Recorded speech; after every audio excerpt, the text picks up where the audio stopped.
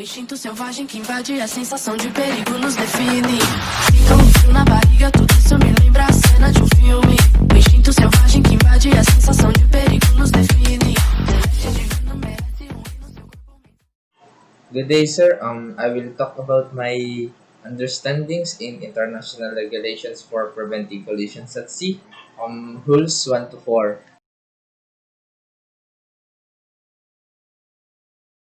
So, Rule 1 application. This rule shall apply to all vessels upon the high seas and in all waters connected therewith, navigable by seagoing vessels. So, it means that all vessels shall comply to all regs. But there are also local rules and local regulations that can be found on sailing directions, pilot books, and guide to port entry, and also special rules that the government issued for them not to comply with call regs like the warships. So, Rule 2, Responsibility. Paragraph A, nothing in this rule shall exonerate any vessel or the owner, master of the crew thereof, from the consequences of any neglect to comply with these rules or of the neglect of any precaution which may be required by the ordinary practice of seamen or by special circumstance of the case. This paragraph A means that all are responsible not only to comply with the rules but also to avoid collision. And rules plus precautions equals responsibility. So this word exonerate here means that release from a duty or obligation. Paragraph B, in the construing and complying with these rules, due regard shall be had to all dangers of navigation and collision and to any special circumstances, including the limitation of the vessels involved, which may make a departure from these rules necessary to avoid immediate danger. So, means that mere compliance of the rule is not enough. Responsibility lies in avoiding collision. Um, the word construing and complying means that to interpret and follow. So, in following and interpreting with these rules, due to regard shall be had all the dangers of navigation, collision, and to any special circumstances. So, deviation from the rules is allowed in case of immediate danger. So, if our life is at risk, we are allowed to deviate from the rules. So, Rule 3, General Definitions. Vessels. Vessels means that every watercraft used or can be used as transportation through the water. There are many types of vessels, and the first one is power-driven vessel. These are the vessels propelled by machinery. The first one is this vessel is a bulk carrier vessel, and the other one is a passenger vessel. Next is sailing vessel, which is propelled by sails. This is the sails. They are not engaged with machinery. They use sails to navigate in the water. Next one is vessel engaged in fishing. They are the vessels with fishing apparatus that is used for fishing. So next is a seaplane. So seaplane is an aircraft designed to maneuver through the water, and vessel not under command. Vessel not under command is through exceptional circumstances they are unable to maneuver as required by the rules. They are unable to keep out of the way. So here is vessel vessel entirely not under command. The first one.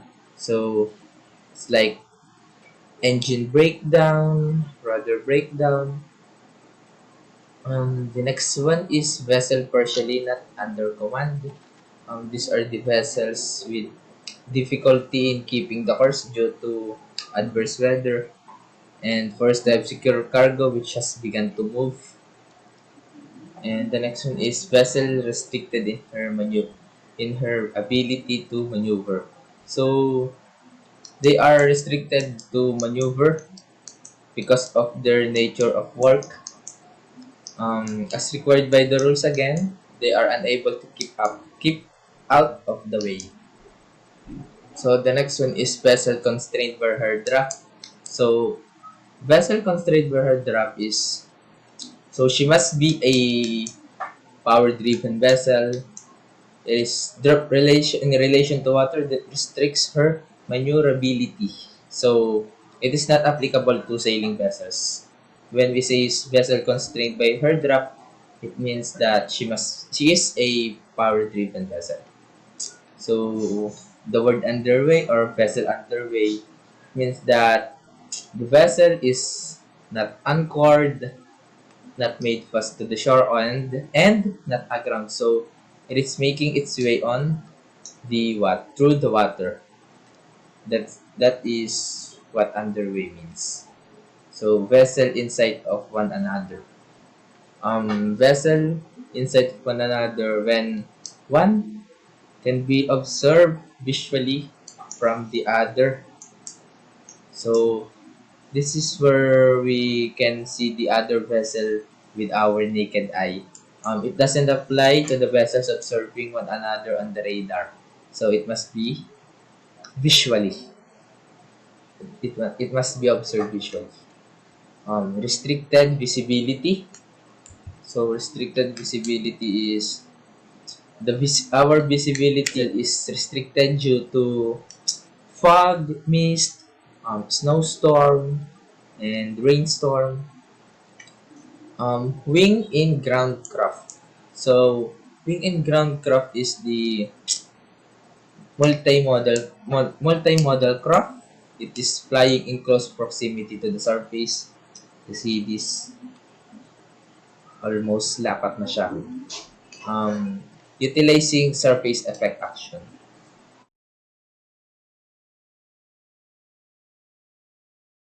So rule 4 application.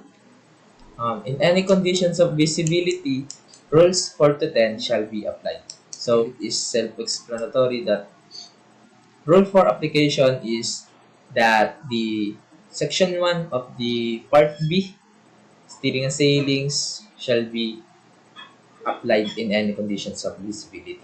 Good day, everyone. Today, I'm gonna discuss rule number 5, lookout. Rule number 5, to accomplish a full assessment of the situation and the danger of collision, keeping constant and proper lookout by sight and hearing should be done by every vessel. Importantly, this must be carried out using all available means, which must be suitable to the existing circumstances and conditions. This is the rule number 5. Look out. Hey everyone, I am Ryan Magallanes from BSMT Senior 1 Alpha, and I'm here now to discuss to you the rules of under the Section 1 conduct of a vessel in any condition of visibility. So let's start. First, Rule 6, Safe Speed. Every vessel shall at all times proceed at a safe speed so that she can take proper and effective action to avoid collision and be stopped within a distance appropriate to the prevailing circumstances and conditions. So I have already prepared a video to easily understand what is the importance and the explanation for it. So let's start. So every vessel shall at all times proceed at a safe speed. So in determining a safe speed of the following factors shall be among those taken into account. So by all vessel, first part applies to all vessel the state of visibility. So visibility, as you can see, quite a long way in this case 6 miles, but when the visibility reduces, you can no longer see the vessel that is that far away, that they need to get a lot closer before you'd be able to see them. This case 3 miles, seeing a vessel at 6 is very different to seeing them at 3 miles. So you still need to be able to take time to assess the risk of collision and to take action to avoid collision. The visibility is going to have a major effect on what you're determined to be safe speed for your vessel. So the traffic density including concentration of fishing. So the speed that you consider safe is going to be very different if you're in this open sea situation compared to if there's other vessel around you, and equally if there's even more vessel around you again, that's going to affect your judgment. So the maneuverability of the vessel is special reference to stopping distance and turning ability in the prevailing condition. Early obviously if you're on a super tanker is going to take 3 miles. To stop, you don't want to be traveling slower than you're on a high speed. So at night, the presence of background light such as the from shore lights or from back scatter of her own lights, this kind of comes back to point of the state visibility, because these are going to do is affect at what range you can see another vessel to take the action. So state to the wind, sea, and current, the proximity of navigational hazard during heavy sea, you're going to be slower just to be able to keep your vessel safe, avoid damage. So if you're traveling along and you're experiencing strong wind or strong current, obviously you're going to be setting away from that wind or current. It's going pushing sideways. The speed is going to have a direct impact on how much you set in the second example, where I have the speed, the vessel is still going to set at the same rate sideways, but because she's making a lot less headways, is actually interfered to be traveling a far greater angle sideways, and she would have been if she'd have been traveling faster. This is probably quite a good example of how slower speed is not necessarily always the safest speed coming back if she was wanting to counter that and she's going to put an angle of helm.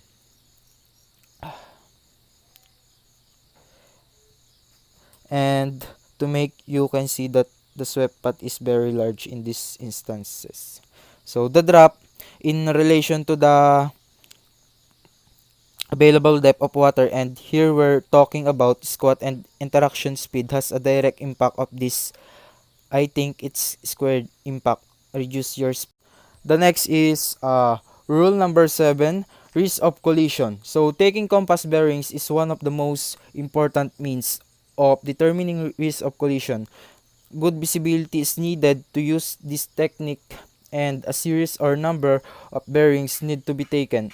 On smaller vessels, bearings may be taken using hand bearing compass. On larger vessels, a bearing or azimuth ring use. So this is the so I have a video to easily understand.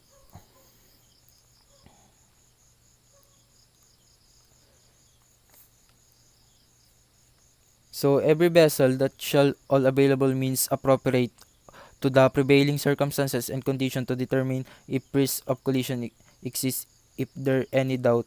So what does it mean? So electronics such as, it means that we're going to be using electronics such as our radar or AIS for early collision detection.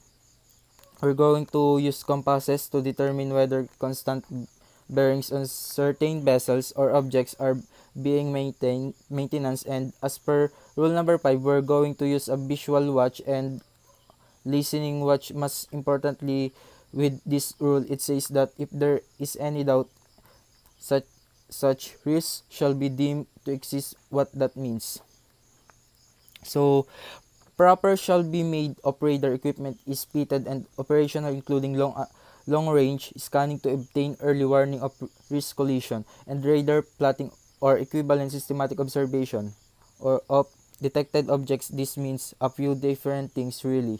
So firstly, we we now have to have a trained radar operator on board. We have radar equipment that's operational, otherwise we're unable to make proper use of the equipment. Also, if we have radar equipment on board, we need to be making use of it in all conditions of visibility, because set rules 7 sits within section 1 of the rules It's not just radar used in restricted visibility. This is all condition.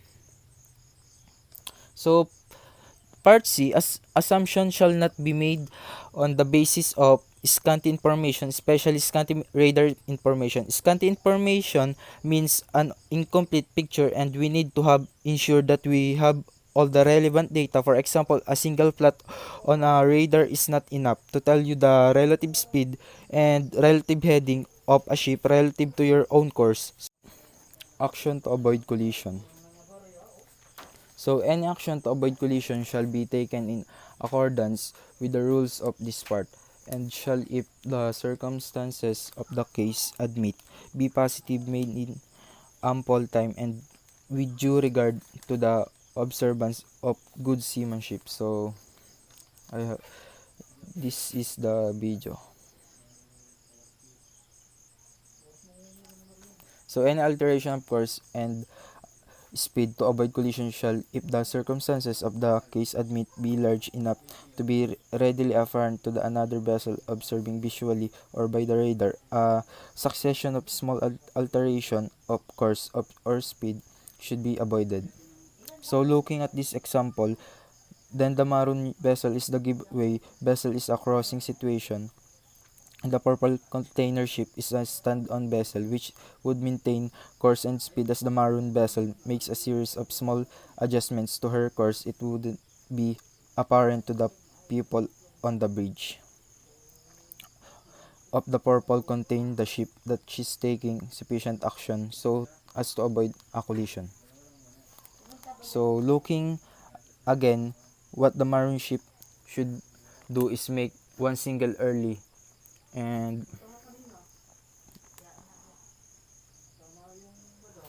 early different aspects. So she is now pointing her bow head at the bridge.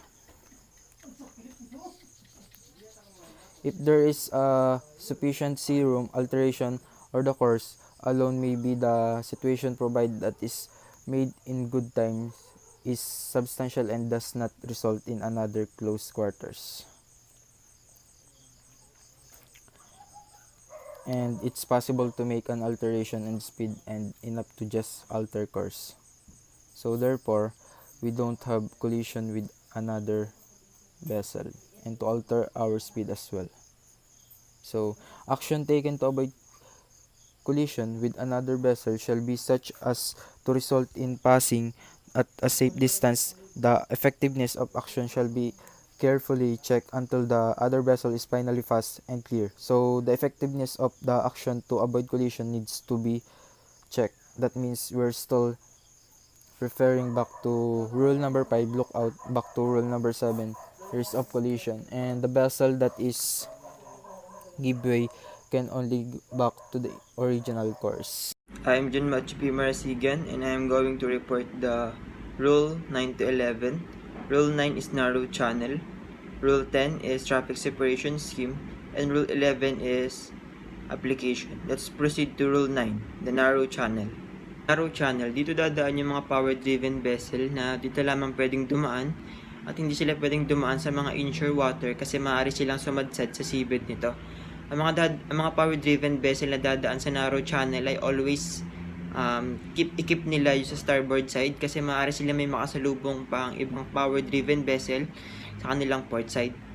Tapos bawal silang impede ng mga sailing vessels, fishing vessels, at saka vessels less than 20 meters.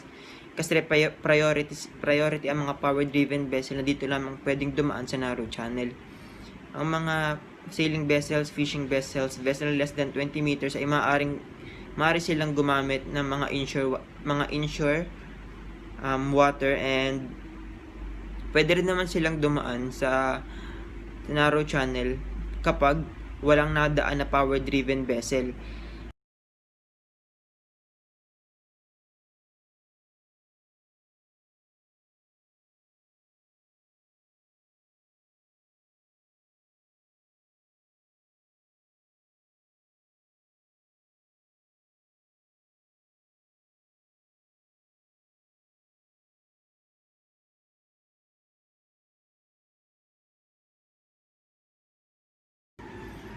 Kapag may magkocross sa narrow channel tapos dadaan ng power-driven vessel according to Rule 34D, maaaring magpatunog ang power-driven vessel ng 1 prolonged blast para ma-warningan ang magkocross sa narrow channel at iiwas ito sa power-driven vessel.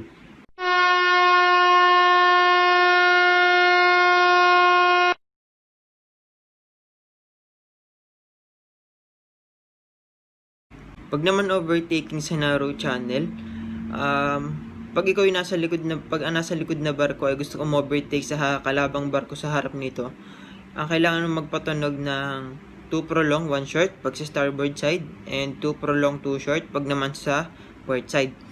Ang kalabang barko ay pwedeng sumagot pagpapayag ng 1 prolong, 1 short, 1 prolong, 1 short.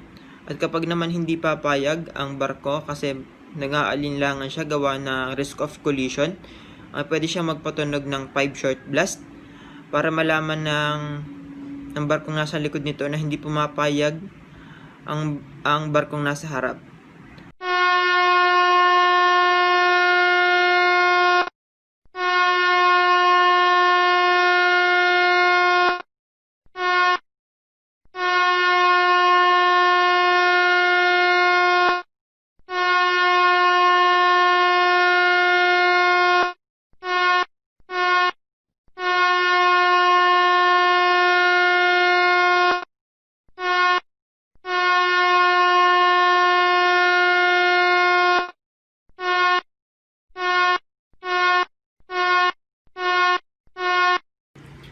Kapag naman bend on fairways, ang power-driven vessel ay magpapatunog ng 1 prolonged blast para malaman kung may kasalubong na barko sa pagliko.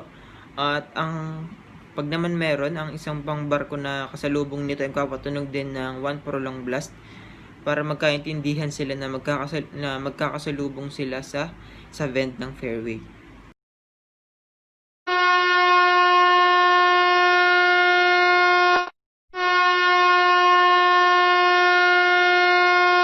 Anchoring in narrow channel ay bawal kasi maaari ding silang makasagabal sa mga ibang power-driven vessel na dito lamang pwedeng dumaan sa narrow channel. Rule 10, Traffic Separation Scheme. Pag ang vessel ay dadaan dito, kailangan nilang sundin ang traffic flow na sa traffic separation scheme at iwasan nila ang traffic separation line at traffic separation zone. Kapag naman lalabas at papasok dito, small angle will be practicable.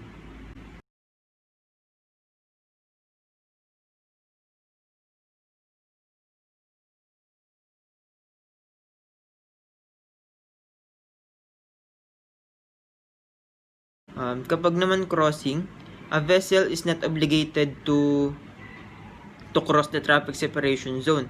Pero pag kailangan nasa right angle ang pagtawid mo sa traffic separation zone at yung heading mo dapat ay diretso lang at hindi magbabago yung heading mo. Tapos kapag may mga lists ng mga problem kagaya ng wave and wind current at nadadala yung barko mo at nag-iiba yung ruta, kailangan sundin pa rin yung heading para magawa mo yung right angle na pagtawid sa traffic separation zone.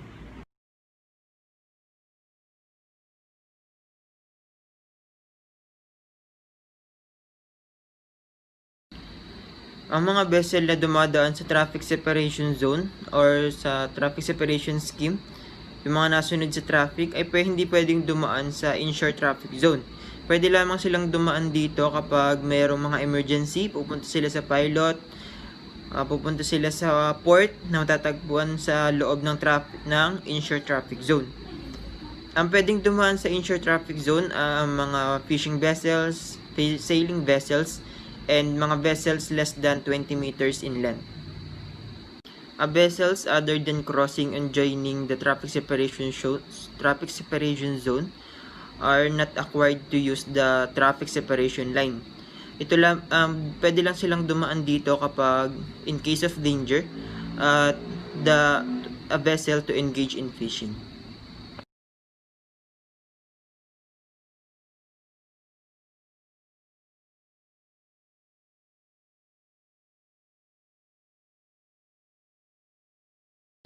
Ang pag-anchor sa traffic separation zone at saka sa mga terminals na papasukan at lalabasan ng mga vessel ay bawal according sa Rule 10 ng Traffic Separation Scheme. Ang vessel na restricted in her ability to maneuver ay sila lamang ang pwedeng mag-anchor sa traffic separation zone. Kasi sila ay exempted sa rules ng traffic separation scheme. Kasi sila may mga operations like maintenance of traffic separation zone, dredging, and also the researching.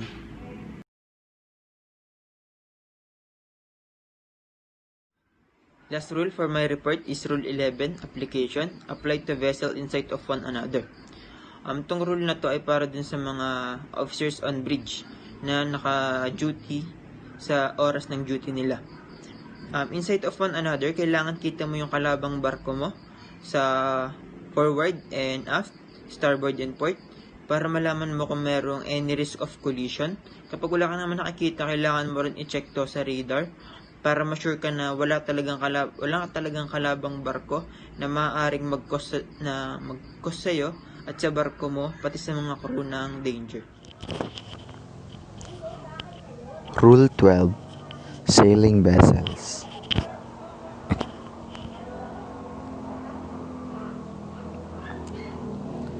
Sailing vessel. When two sailing vessels are approaching one another so as to involve risk of collision, one of them shall keep out of the way of the other. When each has the wind on the different side, the vessel which has the wind on the port side shall keep out of the way of the other.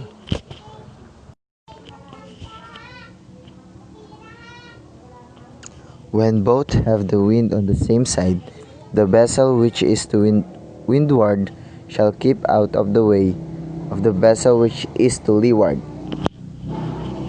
If a vessel with the wind on the port side sees a vessel to windward and cannot determine with certainty whether the other vessel has the wind on the port or on the starboard side,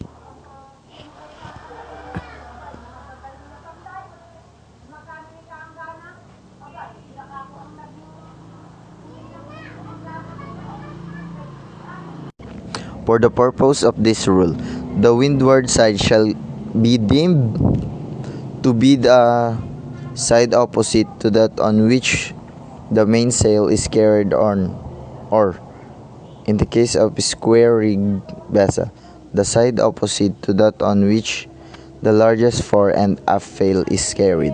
These are the rules that I will be discussing.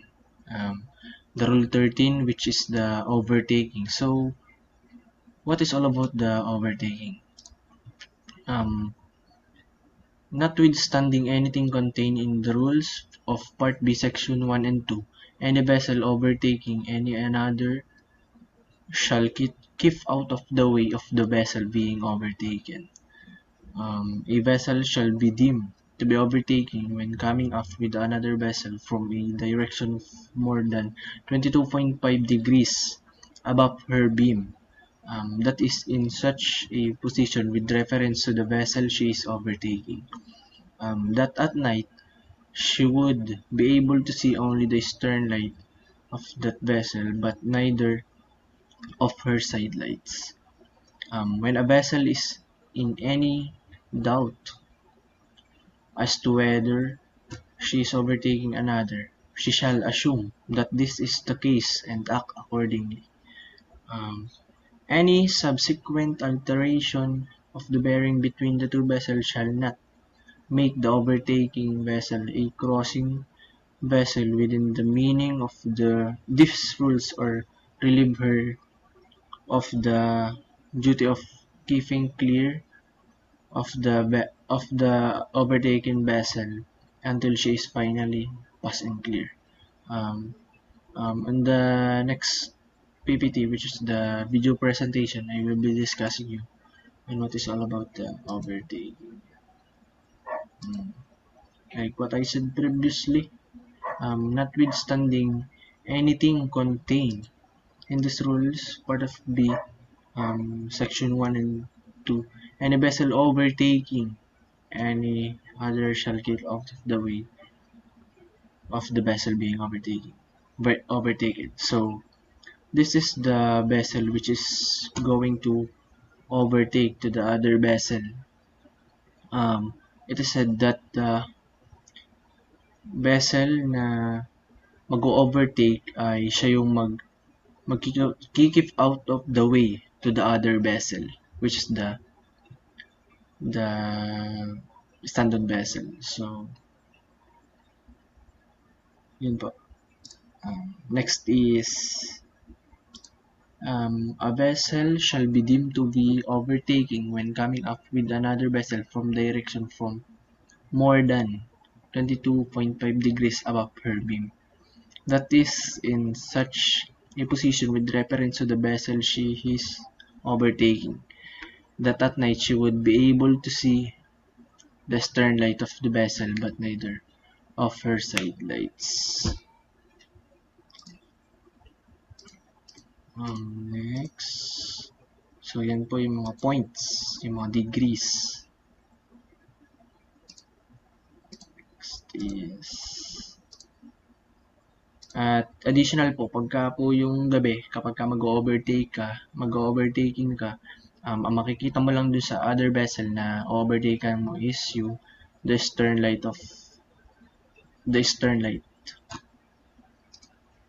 At hindi yung kanilang mga side lights. Next is yan, pinapakita lang kung paano. Okay.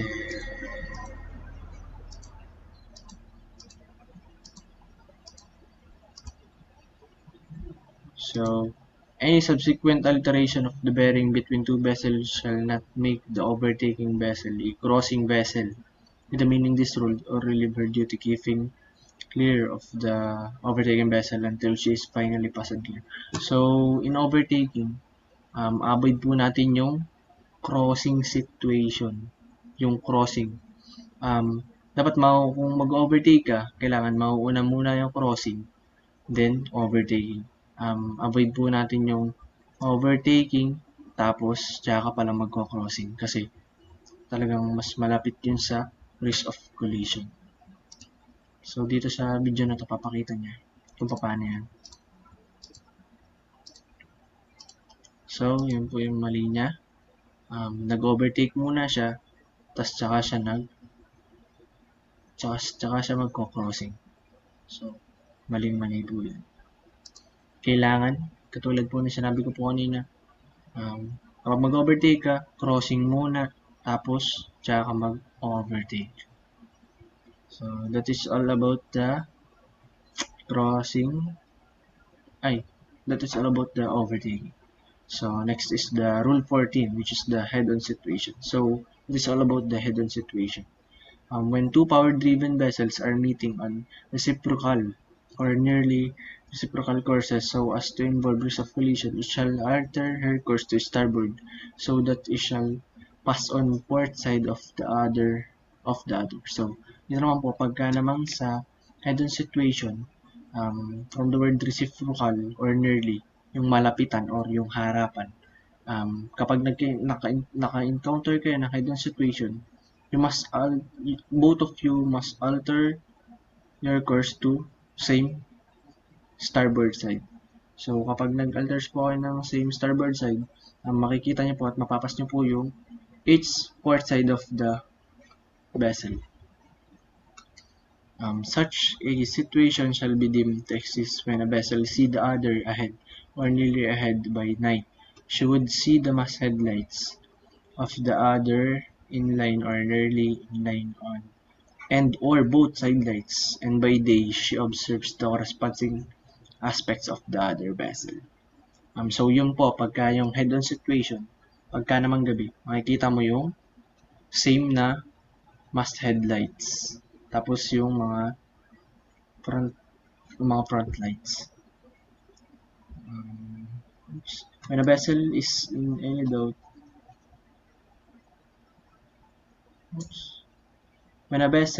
in any doubt, As to whether such a situation exists, she shall assume that it is thus exists and act accordingly. So, tingnan po natin dito sa video presentation yung all about the head-on situation. which means So, yun both nga, vessels are the yung giveaway vessels. pinaliwanag ko kanina. Kapag yung nasa head-on situation kayo, alter your course to starboard side. Same starboard side. Ayan. So, panoodin po natin. Same both of the vessel, head-on situation, tapatan. So, ang kanila pong gagawin dyan is mag-alter sila ng same course sa starboard side. So, nag-alter na po sila ng course. Tapos, after nila mag-alter sa starboard, yun. Mapas po nila yung same port side of the vessel.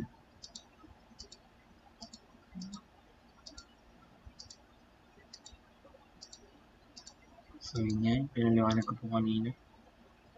Pagkagabi. Yung sa masthead lights. So, dito papakita ko rin po sa inyo yung sa kapag ka naman sa nighttime, yung mga ilaw. Mga example. So, yan po. Masthead lights. Front light.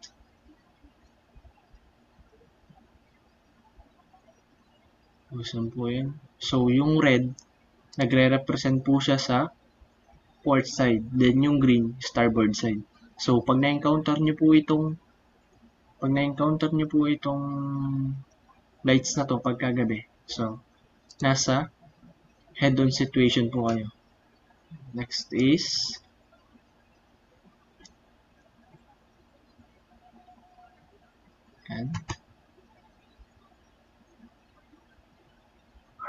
so, pag na-encounter nyo naman po ito, yung other vessel is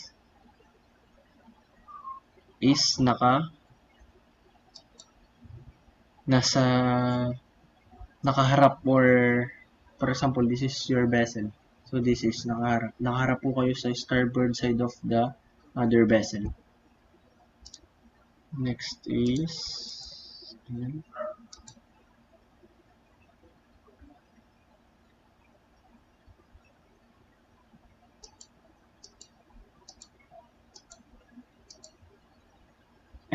correction lang po pala.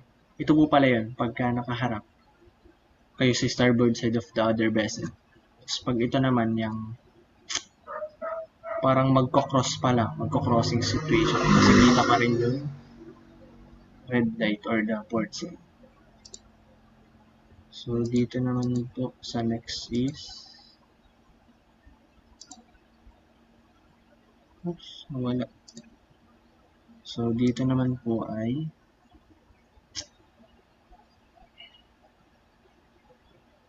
yung totally na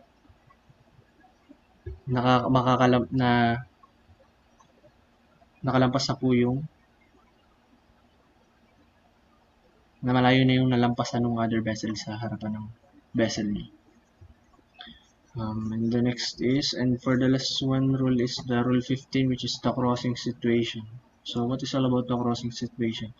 When two power-driven vessels are crossing so as to involve risk of collision, the vessel which has the other on her starboard side shall get off the way and shall, if the circumstances of the case admit, avoid crossing ahead of the other vessel. So, kapag ka naman po dito sa crossing situation, kung sino po yung vessel na merong other vessel sa kanyang starboard side, siya po yung mag-keep out of the way of the other vessel.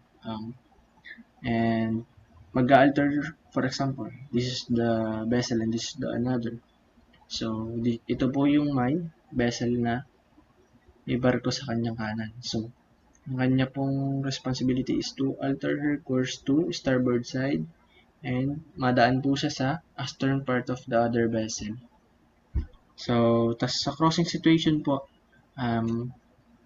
always remember that wala pong magko-crossing ahead sa other vessel. At saka po yung dito po sa next video papakita ko po sa inyo. Crossing situation applies only to the power-driven vessels, only when they are inside to another. So this is the giveaway vessel and this is the standard vessel. So tulad po ng sinabi ko, yung pong giveaway vessel mag-alter ng course sa kanyang starboard, tapos madaan siya sa stern part of the standard vessel. Tingnan po natin. Okay, alter na. Tapos naman siya sa stern part. And yun, ganun po yung crossing situation. Tapos ito naman po, mapakita niya po dito na bawal yung avoid the safe speed or increasing your speed or crossing ahead to the other vessel. So, yun po. Pagka nag-increase ka ng speed mo or nag-cross ka ahead to the other vessel, so yan po, magkakaroon po ng collision. So always remember the rules and always follow the rules para po sa safety.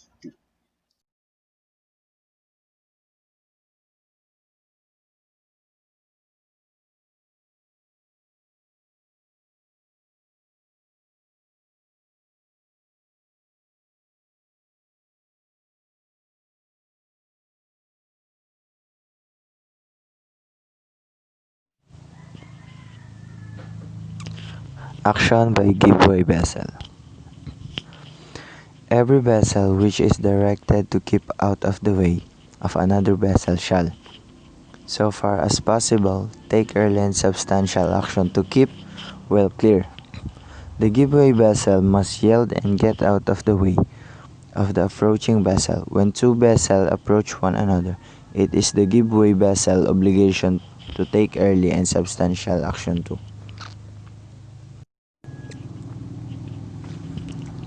We know the responsibilities of the stand-on vessel and the giveaway vessel, but here's how to determine which vessel is which.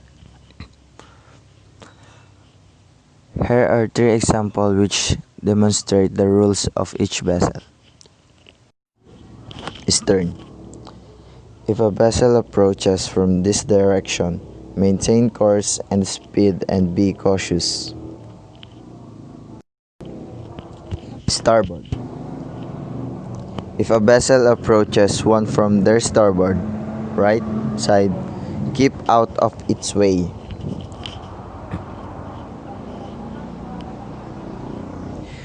If one or both vessels are sailboat, then this rule may not apply.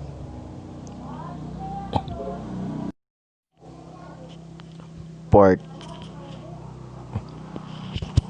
If a power-driven vessel approaches from this side, maintain course and speed and be cautious.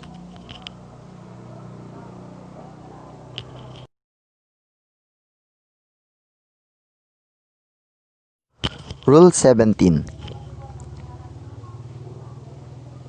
Action by stand-on vessel. The stand-on vessel is the vessel which currently has the right of way. In the event of two vessels approaching one another, the stand-on vessel has 3 obligations. The stand-on vessel must maintain its current speed and course, keep a lookout and stay alert, and look out for and return any communication from the giveaway vessel. Despite having the right of way, the stand-on vessel still must be ready to act if needed. Where one of two vessels is to keep out of the way, the other shall keep her course and speed. Good day, everyone. Today, I'm gonna discuss about Rule 18 and Rule 19. Rule 18, responsibilities between vessels, and Rule 19, conduct of vessel in restricted visibility. Rule 18. The International Regulations for the Prevention of Collision at Sea, IRTCS, is mostly common sense. A more maneuverable vessel must not impede the less maneuverable one. This is a simple rule which lists down the vessels in order of priority. We must know that power-driven vessel must keep clear or keep out of the way of the other vessels. If you are in the top, you are the stand-on vessel.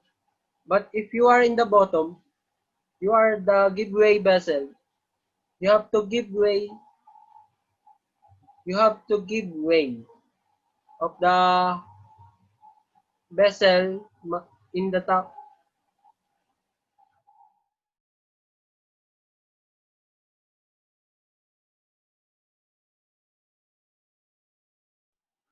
Rule 19. Conduct of vessels in restricted visibility. This is the situation you will encounter when you are in restricted visibility. The compliance with rule number 19 is based upon two situations. Situation where target is detected by radar alone. Situation where sound signal is heard. When you have a target in your starboard bow, you have to alter your course to starboard. When you have a target in your port quarter, you have to alter your course to starboard. But when you have a target in your starboard quarter, you have to alter your course to port. It is to avoid collision and not impede the other vessel. This is the illustration. When you have a target on your starboard bow,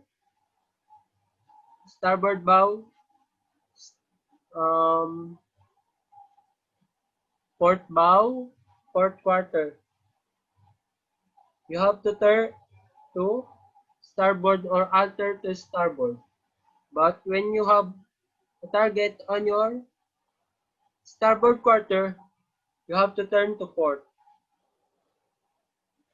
That's all.